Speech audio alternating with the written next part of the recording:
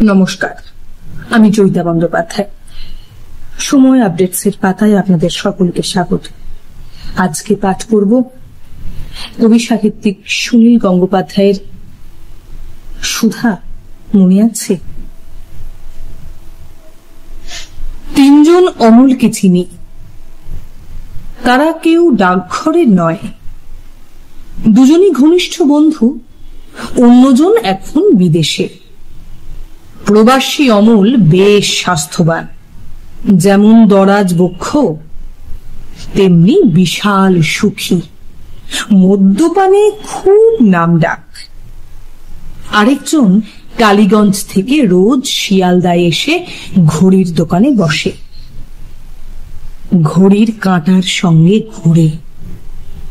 অপরটি জাহাবাজ শব্দ সওদাগর। আমাকেও মাঝে মাঝে বুঝিয়েছে জীবনের মানে। তার স্ত্রীকে দুপুরে একলা দেখি পার্ক স্ট্রিটে, সে কথা বলি না। তিনজন অমলকে চিনি, তারা কেউ ডাকঘরের নয়। রূপালী পর্দার মতো বৃষ্টি ওড়ে, ভোরবেলা ভেঙে যায় ঘুম। বাড়ির সামনে রাস্তা এত চেনা, তবু যেন মনে হয় চলে গেছে অনন্ত সন্ধানে।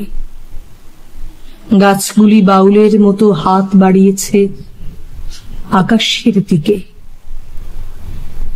ফেরিওয়ালা আজ এক অন্য সুরে গান গেয়ে গেল। আমার চমক লাগে, 1,00,000 রঙের শিহরণ।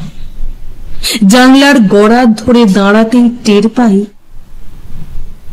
আমি বন্দী। যা কিছু কাজের ছিল সকলই অচেনা।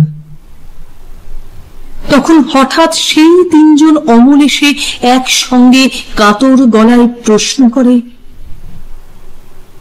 সুধাও কি ভুলেছে আমাকে? নমস্কার।